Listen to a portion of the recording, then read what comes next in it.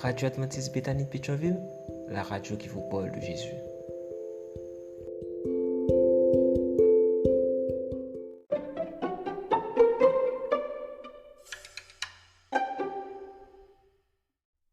Leçon 5, du 27 janvier au 2 février.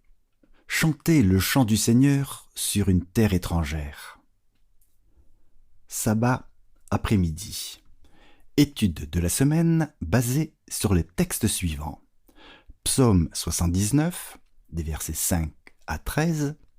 Psaume 88, des versets 4 à 13. Psaume 69, des versets 2 à 4. Psaume 22, verset 2. Psaume 77. Psaume 73, des versets 1 à 20. 1 Pierre 1, verset 17.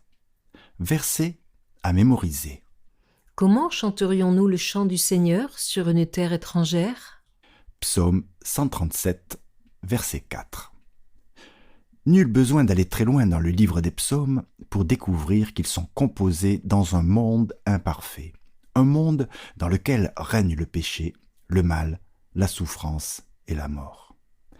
La création stable, gérée par le Seigneur souverain et ses lois justes, est constamment menacée par le mal, tandis que la corruption du péché sur le monde se fait de plus en plus intense.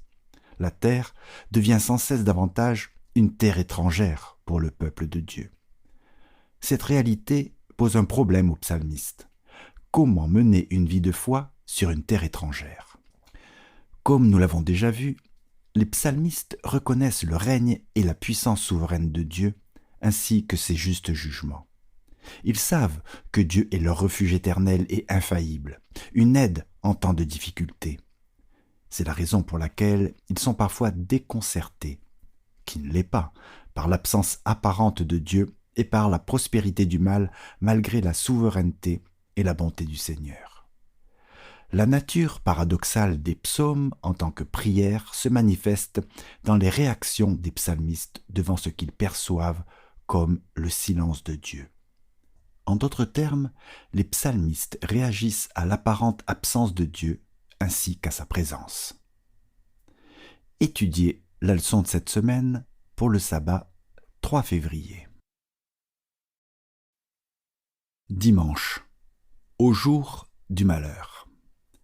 Quelqu'un peut-il vous faire la lecture du psaume 74 des versets 18 à 22 et du psaume 79 des versets 5 à 13 ? Qu'est-ce qui est en jeu ici ? Le psalmiste cherche à saisir la grande controverse entre Dieu et les puissances du mal. Et il se réfère à la patience insondable de Dieu ainsi qu'à sa sagesse et à sa puissance infinie. Le problème du mal dans les psaumes est essentiellement théologique. Il concerne inévitablement des questions sur Dieu. Ainsi, la destruction de Jérusalem et du Temple est considérée avant tout comme un scandale divin, car elle a donné aux païens l'occasion de blasphémer Dieu. L'héritage de Dieu, le peuple d'Israël, est le signe de son élection et de son alliance, Deutéronome 4, des versets 32 à 38 et Deutéronome 32, les versets 8 et 9, lesquels ne décevront jamais. Le concept d'héritage de Dieu a également une dimension eschatologique, car un jour, toutes les nations deviendront l'héritage de Dieu et le serviront. L'idée que les nations ont envahi l'héritage de Dieu menace ses promesses divines. Cela ne fait aucun doute. Le psalmiste reconnaît que les péchés du peuple ont corrompu la relation d'alliance du peuple avec Dieu et ont eu des conséquences. Psaume 79, les versets 8 et 9. La survie du peuple dépend uniquement de l'intervention de Dieu et de la restauration du lien de l'alliance à travers l'expiation du péché. Le Seigneur est Dieu de notre salut, ce qui traduit la fidélité de Dieu aux promesses liées à l'alliance. Psaume 79, verset 9. Mais il y a plus important que la restauration de l'avenir d'Israël, la défense du caractère de Dieu dans le monde. Psaume 79, verset 9. Si les actions mauvaises des nations restent impunies, Dieu aura l'air d'avoir perdu de sa puissance. Psaume 74, des versets 18 à 23, Psaume 83, des versets 17 à 19, psaume 106, verset 47. Ce n'est que quand Dieu sauve son peuple que son nom peut être justifié et élevé. Le même principe est encore valable aujourd'hui. Nos péchés, nos retours en arrière, nos récidives, notre méchanceté peuvent jeter le discrédit non seulement sur nous, mais pire encore, sur le Dieu dont nous professons le nom. Nos mauvaises actions peuvent également affecter négativement notre témoignage et notre mission. Combien de gens ont été dégoûtés de notre foi à cause des actions de ceux qui professent le nom de Christ? L'honneur de Dieu, l'honneur du Christ sont en jeu dans la perfection du caractère de son peuple. Ellen White, The Desire of Ages, page 671. Comment comprenez-vous cette vérité importante et que signifie-t-elle dans votre vie chrétienne personnelle? Lundi, à l'article de la mort. Quelqu'un peut lire pour vous le psaume 41 des versets 2 à 5, le psaume 88 des versets 4 à 13 et psaume 102 les versets 4 à 6, 12, 24 et 25. Quelles expériences décrivent ces textes? Vous reconnaissez-vous? Ces prières, réclamant d'être délivrés de la maladie et de la mort, démontrent que les enfants de Dieu n'échappent pas à la souffrance dans ce monde. Les psaumes révèlent les terribles afflictions du psalmiste. Il est dépourvu de force, il se fane comme l'herbe, il n'arrive plus à s'alimenter, il est mis à part avec les morts, il gît dans la tombe, tel un soldat tombé au champ d'honneur. Il est répugnant aux yeux de ses amis, il souffre et désespère. Ses os collent à sa peau. De nombreux psaumes partent du principe que le Seigneur a permis les problèmes à cause de la désobéissance d'Israël. Le psalmiste reconnaît que le péché peut entraîner la maladie. Par conséquent, il mentionne le pardon qui précède la guérison. Psaume 41, les versets 4 et 5. Pourtant, certains psaumes, comme le psaume 88 et le psaume 102, reconnaissent la réalité de la souffrance des innocents, bien qu'elle soit difficile à comprendre. Dans le psaume 88, Dieu est accusé d'avoir conduit le psalmiste au seuil de la mort. Psaume 88, les versets 7 à 9. Remarquez cependant que même quand il prononce les plaintes les plus audacieuses, sa lamentation est un acte de foi, car si le Seigneur, dans sa souveraineté, permettait les problèmes, il pouvait aussi restaurer le bien-être de son enfant.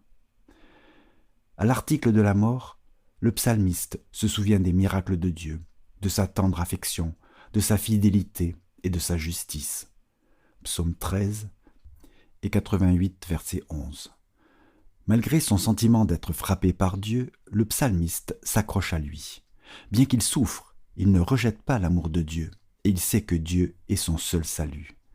Ces appels montrent que le psalmiste connaît non seulement la souffrance, mais qu'il a aussi une connaissance intime de la grâce de Dieu, et que les deux ne sont pas nécessairement incompatibles. En bref, le fait que Dieu permette la souffrance d'une part et qu'il nous en délivre d'autre part sont deux démonstrations de sa souveraineté suprême. Savoir que Dieu est au contrôle suscite l'espérance. Quand on lit le psaume 88, à la lumière des souffrances de Christ, nous sommes impressionnés par la profondeur de son amour, lui qui a bien voulu passer par la mort pour le bien de l'humanité. Méditer sur Jésus en croix et sur ce qu'il a souffert à cause du péché, c'est une réalité. Dieu en Christ a souffert plus qu'aucun d'entre nous. Pourquoi cette réalité doit-elle nous aider à garder la foi, même dans les moments de souffrance et d'épreuve? Mardi. Où est Dieu? Demandez à quelqu'un de vous lire le psaume 42 des versets 2 à 4, le psaume 63, verset 2, le psaume 69 des versets 2 à 4 et le psaume 102 des versets 2 à 8. Qu'est-ce qui cause autant de chagrin au psalmiste? Il n'y a pas que les souffrances personnelles et collectives qui font souffrir le psalmiste, mais aussi, et sinon plus, l'apparente indifférence de Dieu face aux épreuves de ses serviteurs. L'absence de Dieu est comparée à une soif intense dans un lieu aride. Psaume 42, des versets 2 à 4, Psaume 63, verset 2, a une angoisse mortelle. Psaume 102, des versets 3 à 5. Le psalmiste se sent loin de Dieu et il se compare à des oiseaux solitaires. Je ressemble au pélican du désert, je suis comme le chat-huant des ruines, je veille et je suis comme l'oiseau solitaire sur un toit. Psaume 102, les versets 7 et 8. La mention du désert souligne le sentiment d'isolation. Un oiseau solitaire sur un toit est hors de son nid, son abri. Le psalmiste crie à Dieu depuis les profondeurs. Psaume 130, verset 1. Comme s'il était englouti par de grandes eaux et s'enfonçait dans la boue des profondeurs. Psaume 69, les versets 2 à 4. Ces images décrivent une situation oppressante dont on ne peut s'échapper à moins d'une intervention divine. Qu'on vous lise le psaume 10, verset 12, le psaume 22, verset 2, le psaume 27, verset 9 et le psaume 39, verset 13. Comment réagit le psalmiste face à l'apparente absence de Dieu? Chose remarquable, les psalmistes décident de ne pas rester silencieux face au silence de Dieu. Ils croient résolument en la prière, car la prière est adressée à un Dieu vivant et bienveillant. Dieu est toujours là, même quand on le croit absent. Il est toujours le même Dieu qui les entendait par le passé. Alors ils sont confiants. Il les entend aussi maintenant. Les occasions du silence de Dieu poussent les psalmistes à sonder leur propre cœur et à chercher Dieu dans la confession et avec des demandes pleines d'humilité. Ils savent que Dieu ne restera pas silencieux éternellement. Les psaumes démontrent que la communication avec Dieu doit continuer quelles que soient les circonstances de la vie. Que peut-on apprendre des réactions du psalmiste face à l'absence supposée de Dieu? Comment réagissez-vous quand Dieu semble silencieux? Qu'est-ce qui soutient votre foi? Mercredi. Sa parole a-t-elle disparu pour l'éternité? Quelqu'un peut-il vous lire le psaume 77? Quelle expérience l'auteur traverse-t-il? Le psaume 77 commence par un appel à l'aide, teinté de lamentations et de souvenirs douloureux du passé. Psaume 77, des versets 2 à 7. Tristement, le psalmiste se tourne vers Dieu de tout son être. Il refuse d'être consolé, sauf si c'est Dieu qui s'en charge. Pourtant, le fait de se souvenir de Dieu semble intensifier son angoisse. Je me souviens de Dieu et le gémis. Psaume 77, verset 4. En hébreu, hama, gémir, décrit souvent le grondement des eaux déchaînées. Psaume 46, verset 4. De la même manière, le psalmiste est dans un état d'agitation intense. Comment le souvenir de Dieu peut-il produire des sentiments de détresse aussi intenses? Une série de questions troublantes trahit la cause de son angoisse. Psaume 77, des versets 8 à 10. Dieu a-t-il changé? Dieu peut-il trahir son alliance? Le contraste saisissant entre les actes salvateurs passés de Dieu et son apparente absence à présent fait que le psalmiste se sent abandonné de Dieu.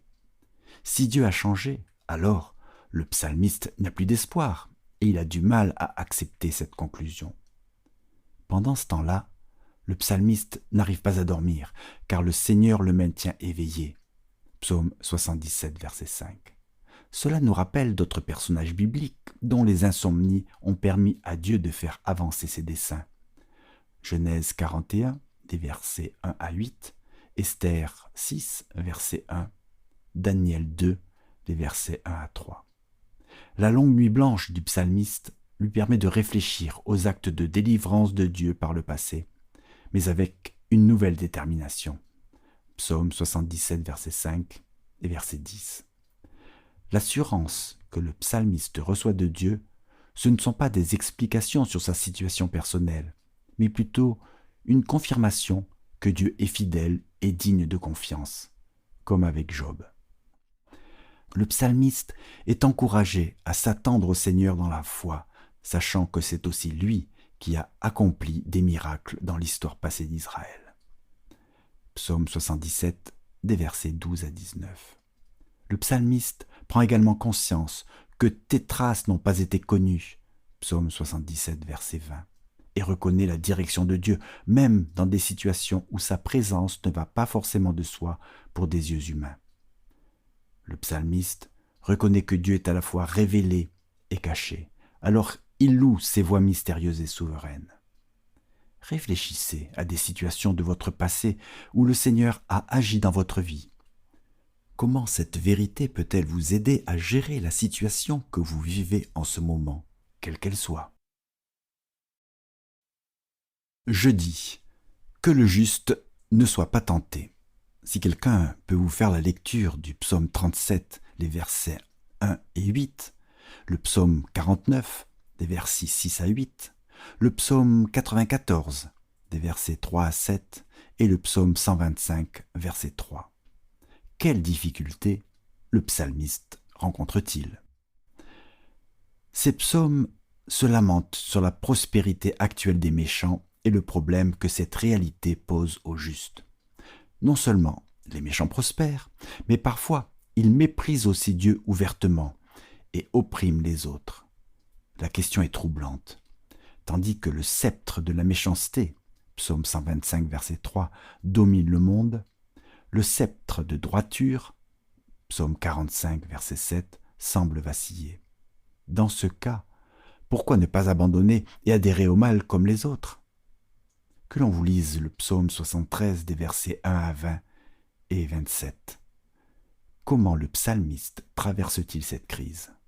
Quelle est la fin de ceux qui se confient en des choses futiles? Écoutez également 1 Pierre 1, verset 17. Dans le psaume 73, tant que le psalmiste restait focalisé sur l'iniquité actuelle qui règne dans le monde, il était incapable d'avoir une vue d'ensemble selon la perspective de Dieu. Le problème que posait la prospérité du mal à sa foi l'accablait. Il croyait également que l'argument sur l'inutilité de la foi s'appuyait sur la réalité. Mais le psaume 73 montre que ces choses ridiculisent ceux qui ignorent le premier verset de ce psaume, qui est le résumé de tout le psaume. Oui, Dieu est bon pour Israël, pour ceux qui ont le cœur pur. Texte de Johann Bugenhagen, Reformation Commentary on Scripture, Downer Grove, Hill, Intervariety Press, 2018, page 11. Le psalmiste est conduit au sanctuaire où Dieu règne en souverain, et il comprend qu'aujourd'hui n'est qu'une pièce du puzzle et qu'il doit considérer la fin, quand les méchants seront jugés par Dieu. Le fait que le psalmiste ait compris cette vérité dans le sanctuaire et confessé sa folie montre que c'est spirituellement que l'on peut saisir la réalité et non en suivant la logique humaine. Quel réconfort la promesse du jugement divin sur le monde et le mal vous apporte-t-elle quand le mal semble en grande partie rester impuni? Vendredi, pour aller plus loin, quelqu'un peut vous lire le psaume 56, Ellen White, La joie dans le Seigneur, pages 101 à 111, dans le meilleur chemin. À l'instar des psalmistes, les croyants de toutes les époques se demandent de temps à autre comment chanter les chants du Seigneur sur une terre étrangère. Notre foi dans le règne souverain de Dieu est mise à l'épreuve, parfois même à rude épreuve. Et il peut nous arriver de nous demander si Dieu est au contrôle ou s'il est vraiment aussi puissant et aussi bon que le prétendent les Écritures. La foi biblique suppose souvent l'incertitude et l'appréhension, tout autant que la confiance et l'assertion.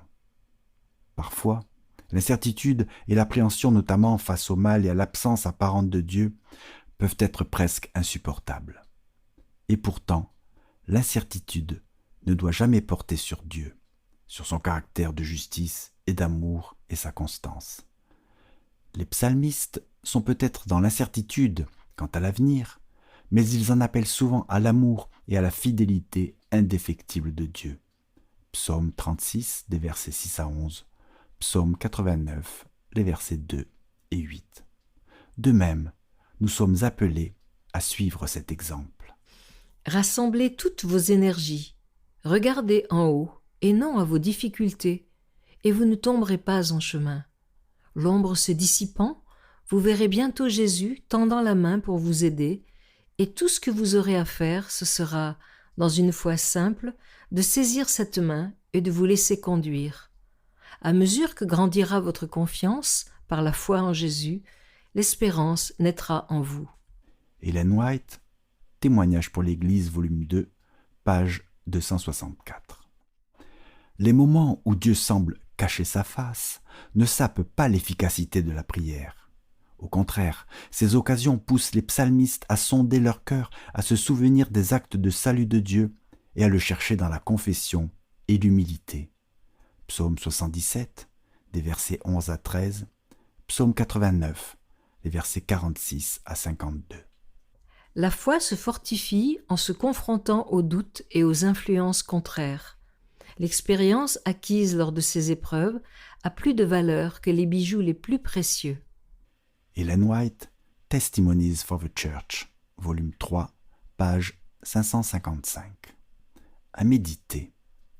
Quelle tension les psalmistes vivaient-ils face au mal? Quelles tensions similaires avez-vous vécues et comment les avez-vous gérées? Comment garder la foi dans ces moments-là? Où devons-nous chercher des réponses quand notre foi en Dieu est mise à l'épreuve par des épreuves ou des personnes dont les propres souffrances les poussent à remettre en question la bonté et la puissance de Dieu? Comment répondre à la question fréquente sur le mal dans un monde créé et soutenu par un Dieu d'amour tout-puissant? En quoi le thème du grand conflit nous aide-t-il à répondre, au moins en partie, à cette difficulté? D'autres émissions aussi intéressantes sont aussi disponibles sur notre site radioadventistebethany.com et aussi sur toutes les plateformes de podcast.